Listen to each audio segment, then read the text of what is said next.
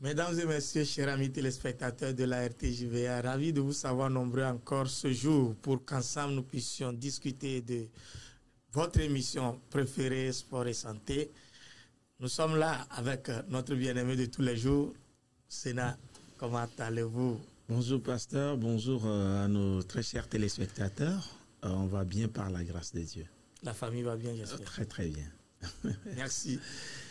Je crois que vous aussi vous vous portez très bien et nous sommes là pour encore nous encourager à pouvoir pratiquer le sport. C'est le médicament qui ne coûte pratiquement rien, mais plutôt c'est un sacrifice, c'est un planning, une consécration. Tu te dis, je dois le faire et quand tu reviens du boulot le soir, même si c'est 20 heures, tu fais au moins 30 minutes de marche dans ton quartier. Ça va essayer d'enlever certaines graisses de ton corps pour que tu puisses mieux te porter. N'est-ce pas ça, Sénat? Ah oui, c'est deux choses. Faire du sport, manger correctement. Voilà, correctement. Moins gras, moins salé, moins sucré. Moins tard. Voilà, moins tard. Il ne faut pas aller manger à 23 heures. Ça crée beaucoup de soucis. Franchement. Merci beaucoup, chers amis téléspectateurs, parce que vous nous prêtez attention. Nous allons aujourd'hui parler de la trêve de la première division, de la 5e journée de la D2 qui continue son bonhomme de chemin. Et après cela, nous cantonnerons spécialement sur la liste d'Arrêt, le coach des Éperviers, qui a convoqué 25 joueurs pour la confrontation contre la Mauritanie et la confrontation contre le Sénégal, les 22 et les 25 respectivement. Voilà, et nous ferons un clin d'œil aux qualifiés pour les quarts de finale de la Ligue des Champions. Voilà un peu ramasser le programme que nous aurons à dérouler ce jour. Sénat, les pensionnaires de la D1 sont au repos. En tant de leader de l'intersaison. Ouais, mais attendre de chahuter un peu vers la fin. Pas un peu, parce que ils sont frappés dans leur ego propre par quelqu'un qui végétait dans la zone rouge, qui est venu les maîtriser 2-0, c'est-à-dire CDF. Mais on sait que la spécialité aussi des académiciens, on l'a vu sur ces dernières semaines, c'est de poser de problèmes aux favoris. C'est ça. Et ça a été le cas aussi face à l'entente 2. Donc, un repos mérité qui vient à point nommé permettre certainement à certains clubs de revoir un peu leur copie, de retoucher à l'aspect tactique. Je pense à ACNUR notamment. Ça va faire du bien dans la mesure où peut-être les organismes ont été mis à rude épreuve. Et donc ça permet ce repos, cette trêve de revoir un peu, de colmater les brèches, l'aspect tactique surtout avant la reprise. C'est pas un repos pour aller dormir, mais physique c'est bien, mais moralement, tactiquement ça fait du bien. Est-ce que ce repos pourrait permettre à SCO et à ASK de revenir au devant des choses, parce que ils sont dans le ventre mou, bien sûr que ACK est un peu plus un écran avec 20 points. Ouais. De toutes les façons, c'est le moment décisif. La deuxième partie de saison, ça n'a rien à voir avec la première partie. Tout est question de la préparation. C'est pourquoi je disais que la trêve est très importante. N'est pas faite pour dormir. Voilà, il faut travailler, pas forcément solliciter encore un peu plus les organismes, mais déjà au niveau du staff technique, travailler à ce que, c'est d'ailleurs pourquoi sous d'autres cieux, c'est pendant la trêve qu'on fait des recrutements. C'est ça. Pour un peu étoffer là où il y a du vide, trouver moyen de trouver des solutions. Donc ce sera le cas pour le CDF ACNO, parce que la première partie a servi d'acclimatation à ce championnat-là. Donc moi je trouve qu'en deuxième partie, on verra une équipe plus aguerrie, plus préparée à ce genre de compétition. Il faut quand même dire que cette saison, c'est très serré, c'est serré parce que l'écart qu'il y a entre le dernier et le premier, c'est quelques 2-3 matchs, 5 matchs. Surtout que le dernier vient taper le premier, parfois. C'est ça. Donc ça, c'est symbolique. Tout. Ouais. Ok, voilà, ils sont avertis, ces pensionnaires de la première division qui sont au repos, en trêve pour quelques temps, juste peut-être après la trêve de la FIFA, ils verront encore les terrains pour mieux partir sur de bonnes bases et savoir qui sera champion cette année. Nous passons à la deuxième division où la 5e journée a été égrenée ce week-end. Dans la zone sud, Ifodje a dominé la Jeunesse Club d'Agué 1-0. Maranatha, qui est le leader actuel, a fait match nul face à Ange, qui est le dernier. C'était le match quelque part au sommet parce que c'était le dernier et le premier qui s'affrontaient. Match des extrêmes. Voilà. Ange a arraché un point. Et la grande surprise est venue de Tablibo où Arabia a dominé à Gaza 2-0.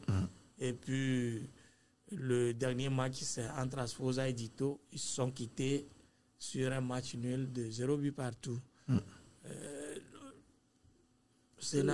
Là aussi, c'est pratiquement le même scénario. Hein. Il n'y a pas d'équipe qui domine outrageusement les autres. Voire Maranatha a concédé le nul, qui plus est à domicile, face au dernier classé Ange. Ça laisse à penser que ce sera aussi très serré jusqu'au bout entre les clubs de deuxième division, surtout dans cette zone sud. Et si nous passons à la zone nord où l'US Koza a dominé Agoua 2-1. Koroki Metete a pris le dessus sur Bekenti 1-0. Fouadan, qui aussi végète dans la zone rouge, est arrivé à battre Kakadl 2-1. Et le derby thème a accouché d'un match nul, 2 buts partout. C'est Massi, tac. C'est Athletic Club. C'est normalement un duel de première division. C'est ça. C'est vraiment. C'est Massi et tac. Oui. Et moi, ce qui m'écoeure pour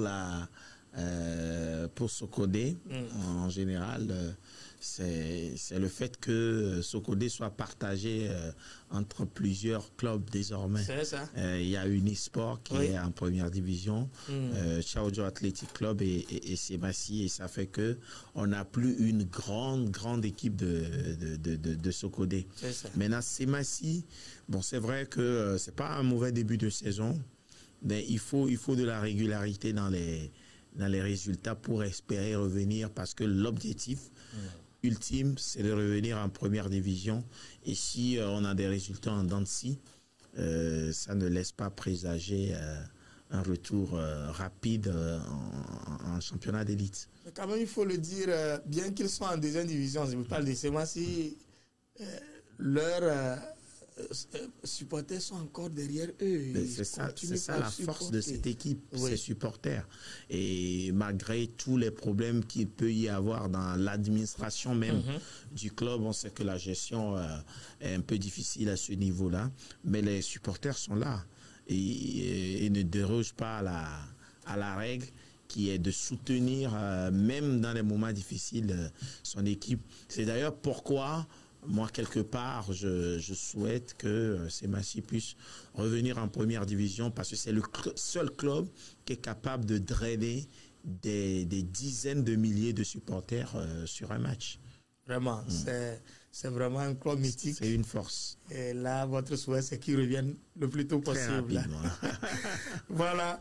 Et ce championnat va continuer son bonhomme de chemin, peut-être juste après la trêve, après les matchs de première et les matchs des équipes qualificatives des équipes nationales. Et ils vont encore continuer. Et cela nous amène à consulter un peu cette équipe nationale dirigée par Daré. Daré était en conférence de presse jeudi dernier pour présenter la liste des joueurs convoqués pour les 5e et 6e journées des éliminatoires de la Coupe du Monde. États-Unis 2026. Et nous pouvons rapidement jeter un coup d'œil sur cette liste avant de revenir compartiment par compartiment. Pour les gardiens, nous avons Malcolm Barcola qui évolue à Pafos en Portugal. Il y a Achraf Yahya, un jeune gardien qui est en train de faire de bonnes choses à Lys Sandra en Côte d'Ivoire. Mourou Youssif, c'est le gardien de Gomido. Et en défense, Mauna Amevor, qui nous vient des Pays-Bas, Youssif Até, qui est en Côte d'Ivoire, Kevin Boma, qui est au Portugal, Kennedy Boateng, qui nous vient de la Roumanie, Dakonam Jane, le capitaine qui vient de l'Espagne, Sadik Fofana, Autriche, Josué Omao, qui est en Roumanie, Amdan Uro Ayeva, c'est un local, il est à ACK. Et parlant des milieux de terrain, nous avons Evra Agbanyon qui vient de l'Algérie, à Zoslev. Jules Siamale, c'est aussi une nouvelle figure qui est locale, CDF Aknou au Togo, Derman Karim qui vient de la Belgique, Abdul Sabou Bodé. Le nom vous dit quelque chose, Sénat? Beaucoup de choses. D'accord. Abdul Sabour est convoqué comme milieu de terrain. Il évolue dans l'effectif d'Asco. Et Thibaut Kliger qui vient de la Suisse. Nous avons Samsoudine Ouro qui vient de la Hongrie. Il y a Alexis Romao, le taulier, qui vient de la Grèce. Et Dikeni Salifou qui est arrivé aussi dans le nid des éperviers et qui vient de l'Autriche. Daré a fait confiance aux attaquants comme Etienne Amenido de l'Allemagne. Il y a Yao Anon qui vient de l'Égypte. Bruno Avotor qui a signé tout récemment en Algérie. Il était à la SOTR. Et Kevin Denke qui vient de Cincinnati, des États-Unis. Il y a aussi Bassitou Madougou, un local qui joue au niveau de l'AS Bina. Puis Frank Mawena qui vient du Nigeria. Voilà les 25 joueurs convoqués par Daré. Parlant des gardiens. La nouveauté, Achraf Yahya. Oui, bon, ça fait sa deuxième convocation. Qui était pressenti depuis un certain moment et qui commence à avoir la confiance du sélectionneur. Moi, j'ai plusieurs fois suivi ses performances avec le club ivoirien. À l'époque, quand vous prenez Nibombe Wake, il évoluait sur le continent. Pourtant, c'était des prestations de classe mondiale avec les éperviers. Donc, faire confiance à un gardien comme ça, maintenant, est-ce qu'il va pouvoir changer la hiérarchie des gardiens qui est plutôt bien établie déjà, comme d'habitude. Donc Malcolm Barcola, on va encore s'appuyer sur lui, tout en pensant que s'il y a blessure, il y a des gardiens pouvant prendre le relais. Moi, le choix aussi qui m'a interpellé, c'est Jules Aziamale. Okay. Je crois qu'on va finir avec ces gardiens. Et comme vous le dites, Achraf Yaya, c'est un jeune quand même qui est en train d'émerger. Il fait de bonnes choses là-bas. Il a une bonne taille, une bonne détente. Il a même à maintes reprises bloqué des pénaltys. Même la semaine dernière, il en a encore bloqué. Donc, c'est un jeune qui monte, même il y a des indiscrétions qui pensent qu'il y a un club de deuxième division qui est sur ses pistes. On croise vraiment les doigts pour ce jeune. En Europe, c'est ça? Oui, en France. Un club de deuxième division française qui est en train de le lorgner. On espère que ça prendra. Et dans le secteur défensif, il y a Mauna Mevo, Youssef Faté, Kevin Boma, Kennedy Boateng, Dakunam Djen, Sadik Fofana, Josué Omao et Amdan Ouro Ayeva. Voilà ceux qui sont convoqués au niveau du secteur défensif par Dareni Bombay. Et quel nom vous semble un peu... Bon, à part la nouveauté à Moudan Ouro Ayeva, la principale information avec cette liste des défenseurs, c'est qu'on risque de ne pas changer de système à 3 défenseurs. Voilà. Puisqu'il n'y a pas de latéral gauche véritablement. Il y a Youssifou qui devrait jouer en piston droit. Donc on part sur un trio défensif dans l'axe avec Djen, c'est pas Kennedy Boateng et puis Josué Omao. On verra comment comme vous le dites, en piston. Ouais, en piston. Donc Kevin Boma, on reste quand même sur une excellente prestation sur les derniers matchs.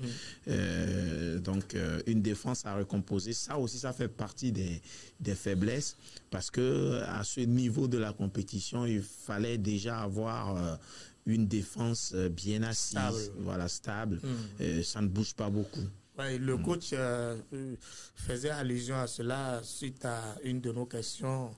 Je lui demandais est-ce que l'animation, parce qu'avec son prédécesseur, il y a quand même presque le même schéma, mais est-ce que ce n'est pas l'animation qui pose problème? Il dit non, que c'est en fonction des matchs qu'ils ont en face. Et il a donné l'exemple de Djen que lui l'avait déplacé sur le côté. Lors du match contre le Libéria, les gens ont crié, mais voilà que dans son club même, on l'a fait, on l'a amené au milieu du terrain. Donc ça dépend de l'équipe qu'on a peut-être en face, que le coach va mettre un système en place. Et Amoudan Ouro Ayeva, c'est un défenseur quand même qui fait du bon travail au niveau de la SK. C'est la tour de contrôle là-bas. Ce qui est malheureux aussi, c'est de voir des joueurs étincelants en championnat qui arrivent en sélection et qui disparaissent. Ça a été souvent le cas. Espérons vraiment que des joueurs comme ça s'imposent pour une plus-value du championnat local. C'est ça. Et au milieu du terrain, Evra Agbagnon est appelé Gilles Aziamale, comme vous venez de le dire tout de suite, un jeune très prometteur, Derman Karim Abdul Sabour Bodé, qui est défenseur dans son club, mais qu'on a amené au milieu du terrain. Je crois que c'est le profil que Daré est en train de chercher. Thibaut Klidier, Samsoudine Ouro, Alexis Romao et Dikeni Salifou. Oui, parlons de ce jeune Aziamale. C'est un jeune quand même qui est en train de faire des prouesses au niveau du CDF. C'est le profil qui est très intéressant, capable de mener un jeu. Oui. Et ça, on en a besoin, on en a rarement vu ces derniers mois, ces dernières années en sélection. Voilà des joueurs qui peuvent apporter cette touche technique dont on a besoin au milieu de terrain. Pourquoi pas faire aussi bien que Karim Derman. Donc on a besoin de joueurs comme ça pour épauler, soit les mettre ensemble à un certain moment du match pour avoir plus de fluidité dans le jeu, soit le remplacer s'il advenait que le joueur du championnat belge soit un peu fatigué. Evra Agbagnon aussi est repositionné, il est au milieu, mais dans son club, il joue comme attaquant. Bon, ces listes, moi, je constate que depuis un certain moment, même avec d'autres sélectionneurs, on met un attaquant. Quand vous prenez par exemple la dernière sélection du Brésil, Neymar, il est en milieu de terrain. Je ne pense pas qu'il soit en milieu de terrain. C'est ça. Quand vous prenez Matheus Cunha, il est milieu de terrain, alors que c'est un attaquant qui peut même jouer en pointe. Donc, pour moi, c'est parfois anecdotique. Tout dépendra du travail qui sera fait à l'entraînement. On verra si peut-être que Abdoul Sabo Bolé est mis au milieu de terrain parce qu'il va jouer en piston. C'est ça. Voilà. Donc, ça. Le coach essaie de voir ses paramètres avant de pouvoir convoquer. En attaque, nous avons Etienne Amenido, Yawano qui fait de bonnes choses aussi là-bas en Égypte. Bruno Avoto qui a aussi cette confiance du coach. Kevin Denke, Bastou, Madougou, Franck Mawena, voilà ceux qui ont été convoqués. Quel nom retient votre attention au niveau des attaquants? Bruno Avoto. J'ai toujours aimé ce joueur. Oui. Par rapport à toujours question de profil, question de style de jeu, j'aime les attaquants qui bougent beaucoup. C'est ça. Et en plus, c'est un pied gauche. Un attaquant pied gauche, ça peut surprendre n'importe quelle défense. Son premier match dans son club, c'était pareil. Il a bougé, puis en même temps, il a surpris le gardien. En plus, il nous a habitués à ça. Oui. Donc, c'est un profil un peu comme, j'en ai toujours rêvé, des joueurs comme Adriano à l'époque, pied gauche. Il rentre dans l'axe. Oui, mais c'est le but. Voilà, donc c'est des joueurs, il faut pas juste les amener à la sélection. Voilà, il faut les essayer, leur donner la chance. La confiance nécessaire. Et c'est comme le cas de Yawano qui est souvent appelé, mais qui est sur le banc. Lorsqu'on lui a fait confiance face à la Guinée équatoriale, puis ça a donné, il a signé. On a vu, c'est vrai que arriver en sélection, partir titulaire ou avoir beaucoup de minutes, c'est quand même plus difficile qu'en club. C'est difficile, oui. C'est clair. Les matchs s'enchaînent, les matchs arrivent. Ils ont quelques jours seulement pour se préparer. C'est ça. Donc, difficile pour le sélectionneur de changer rapidement quelque chose comme ça. Parce qu'on ne peut pas avoir un Kevin Denke qu'on mettra sur le banc. Sur le banc, il y a Cligé qui monte en puissance. Il y a qui n'est pas arrivé là-bas, Fodo, qu'on peut avoir et laisser prendre. Voilà. C'est difficile, vraiment. Difficile. Et que quand on essaie que ça ne marche pas, vous allez voir que on va tirer sur l'entraîneur. Quand ça marche, tout le monde dit c'est bien, c'était le choix. Voilà. Et quand ça ne marche pas sur le match suivant, c'est l'entraîneur. Que pouvons-nous dire concrètement concernant ces deux matchs? Le premier d'abord contre les Morabitoun ici à Lomé le 22. Et pouvons avoir déjà le 22 samedi ici à Kégué. Et puis, 3 jours après, à Diamadjo, au Sénégal, pour le deuxième match, c'est-à-dire la 6e journée. Qu'est-ce que Daré doit faire? Je lui posais la question, quel est son objectif? Est-ce qu'il voudrait aller à la Coupe du Monde ou bien il pense utiliser ces journées pour pouvoir préparer? Et quelle a été sa réponse? Il a répondu sagement que ils sont là pour jouer tout crânement, ils vont jouer toutes leurs chances parce que mathématiquement, ils ne sont pas éliminés. Et ça leur permettra également de préparer.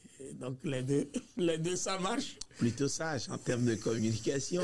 Mais moi, je dirais tout de suite que le Togo, en Coupe du Monde, c'est une série sur le gâteau. Mais le vrai gâteau, c'est le fait d'avoir une ossature, de dégager une équipe compétitive. Mais nous irons à la Coupe du Monde. J'espère. Nous irons à la Coupe du Monde, oui, nous irons. J'espère parce que j'y serai aussi. Voilà. Et si c'est avec le Togo. Non, la fête serait magnifique. Nous y serons. La fête serait magnifique. Mais le match le plus difficile, c'est face à la Mauritanie. Oui. parce que les matchs pour sont plus difficiles pour le Togo à domicile. Donner confiance à ce public, se donner confiance en termes d'équipe. Voilà. Il faut capitaliser la dernière victoire et montrer que la Mauritanie n'est pas un adversaire qui doit faire peur à une équipe comme le Togo. Donc après, si toute cette confiance-là est née, et je pense que c'est plus abordable de l'autre côté face au Sénégal, parce que tout compte fait, tous les matchs seront difficiles. C'est ça. Comme souvent sur le continent, il n'y a pas de match facile. On l'a vu face au Libéria, on l'a vu face au Soudan du Sud. Donc il faut faire très attention à la planter une épée dans le dos. Sinon, c'est pas facile, mais il faudrait quand même que ça passe. Comme déjà, on augmente nos chances de qualification, en tout cas nos chances dans tous les aspects du terme, quand on gagne face à la Mauritanie. Quand on gagne face à la Mauritanie, nous augmentons nos chances de qualification et nous sommes en train de bâtir également une équipe sur la longue durée. Mais pensez-vous qu'avec les Mané, toute cette armada de joueurs sénégalais, on pouvait rééditer l'exploit de... C'est bizarre, c'est bizarre. 2005. C'est bizarre que je dise ça. Mais c'est vraiment ma manière de penser. Moi, j'ai plus peur de la Mauritanie que du Sénégal. Oui, c'est vrai. Parce que le Sénégal, vous n'avez pas besoin d'un grand discours pour motiver les éperviers. C'est le Sénégal en face. Et on connaît toute l'histoire des matchs, des confrontations face au Sénégal. La dernière confrontation, on a presque battu le Sénégal. On a dominé de bout en bout. C'est vrai que le Sénégal s'est amélioré encore. Ils étaient dans des moments difficiles aussi, après la CAN, avec le changement du sélectionneur Aliou Cissé, tout ça. Mais là, je pense que le Sénégal commence à se retrouver aussi. Ça va être plus difficile. Mais un match Togo-Sénégal, a priori, c'est un match qui sera disputé. Si on arrive à battre la Mauritanie avec un match abouti, je pense qu'on va mieux aborder ce match et pourquoi pas faire un résultat au Sénégal. Le programme des éperviers pour les préparatifs de cette confrontation contre la Mauritanie ici à Lomé et contre le Sénégal. Ce lundi, ils seront en entraînement à 9h et c'est un entraînement ouvert à la presse et au public. Ça serait au stade municipal de Lomé, toujours au municipal dans l'après-midi à 16h. Ils y seront également. Le mardi, ils seront toujours en entraînement, mais maintenant, ça serait à Kégué. Et c'est également ouvert à la presse et au public. Et à 16h, ça doit être à huis clos. Et c'est un entraînement au centre Liberty d'Abodrafo. Le mercredi, à 9h, c'est un entraînement à huis clos, toujours au centre Liberty Agbedrafort. Et à 16h, l'entraînement est au stade de Kégué, ouvert à la presse. Et le jeudi, ils seront encore au stade de Kégué, mais c'est à huis clos cette fois-ci. Et le vendredi à 17h, c'est un entraînement au stade de Kégué toujours. Et 15 minutes qui seront ouvertes à la presse. Puis le samedi 22, ils seront face aux Mauritaniens ou bien aux Morabitoun pour leur match de la 5e journée. Voilà un peu le programme qui est concocté pour ces éperviers du Togo. Comment regardez-vous un peu ce programme? C'est bien. Un programme classique. Voilà. Les entraînements à huis clos, c'est pour travailler un peu plus l'aspect tactique et sur les entraînements ouverts au public. C'est pour il y aura des oppositions, soit du travail au niveau des plots, voilà, que tout le monde peut voir, mais des entraînements à huis clos, c'est sur l'aspect tactique. Voilà. Et là, le sélectionneur commence à dégager un 11 pour le jour du match. Nous entamons notre dernière rubrique.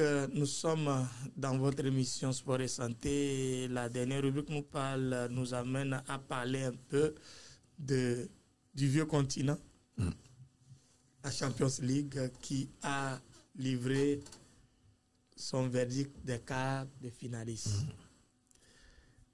C'était compliqué pour le Real de Madrid, mais il est arrivé à passer. Oui, comme souvent. Comme souvent, un Real qui manquait d'oxygène, qui manquait de style, qui manquait d'assurance, pour moi. Mais un Real qui s'en sort très, très bien. Finalement, c'est comme... son job, c'est la Ligue des Champions. C'est sa compétition. C'est sa compétition. Oui, c'est sa compétition. Et 15 éditions. Je pense qu'on est... Mais il y a des choses comme ça hein, dans la vie. Il y a comme une sorte d'alchimie entre le Real et cette compétition, cette coupe aux grandes oreilles. Atlético a dominé le match retour de bout en bout. Mais... c'est vrai que le Real, sur certaines... Déjà, le penalty raté de Vinicius, le Real passe devant et on n'en parle plus. Mais après...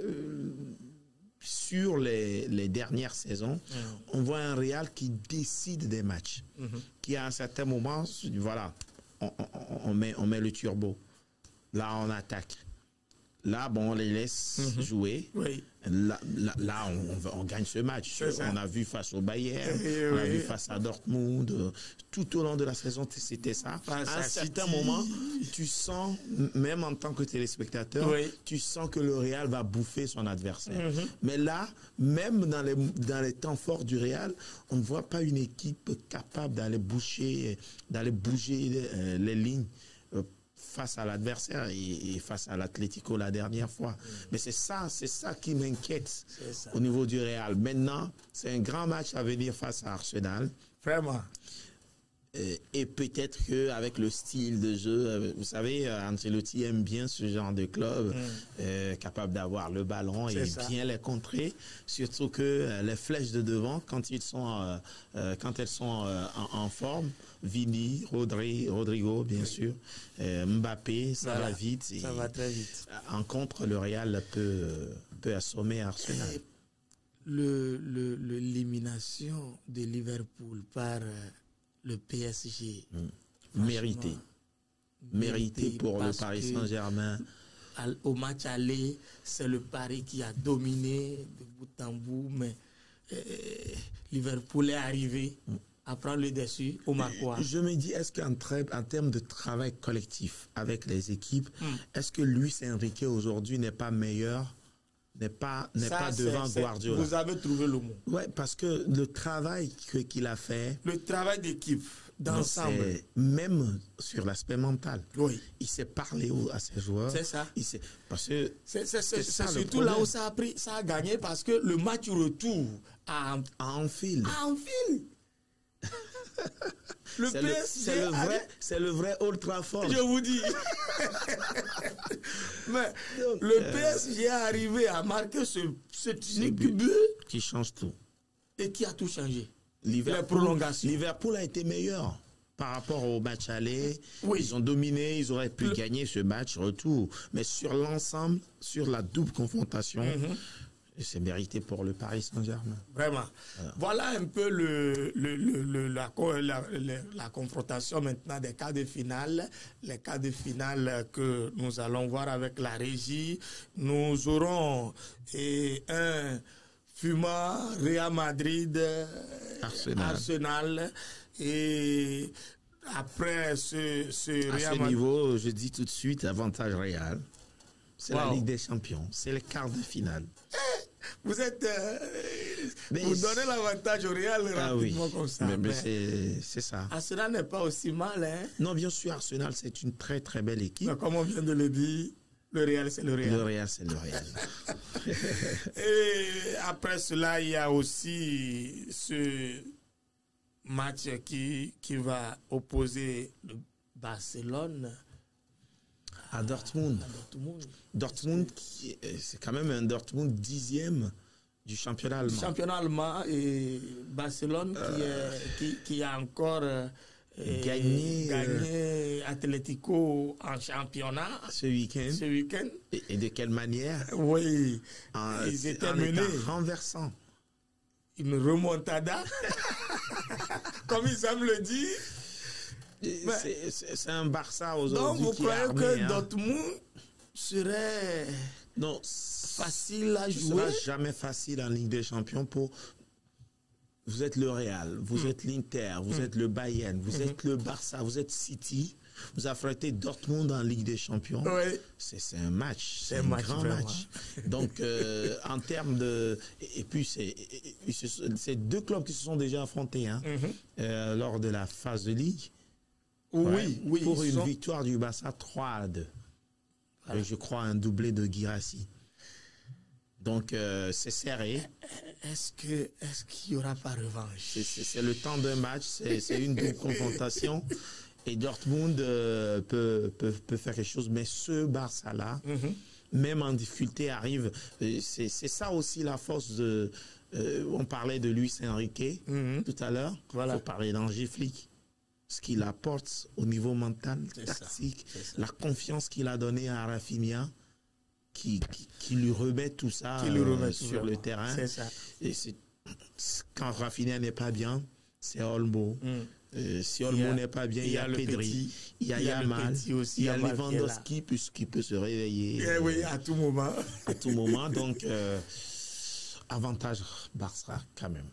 Sans oublier que ce sera un grand match. Le PSG qui va... Est-ce que ce n'est pas le favori pour aller remporter cette compétition? Oui, je me dis. C'est aussi un pressentiment pour quelque part aussi pour dire à Mbappé que bon, peut-être... On l'avait dit ici, avec Magla. Là, ce serait... Que la Champions League te fuit pendant longtemps et ça finalement continue pas la Champions League qui ne veut pas venir à Mbappé. Voilà. Maintenant, comme dit pour le Real, quand on dit la Ligue des Champions, c'est le Real.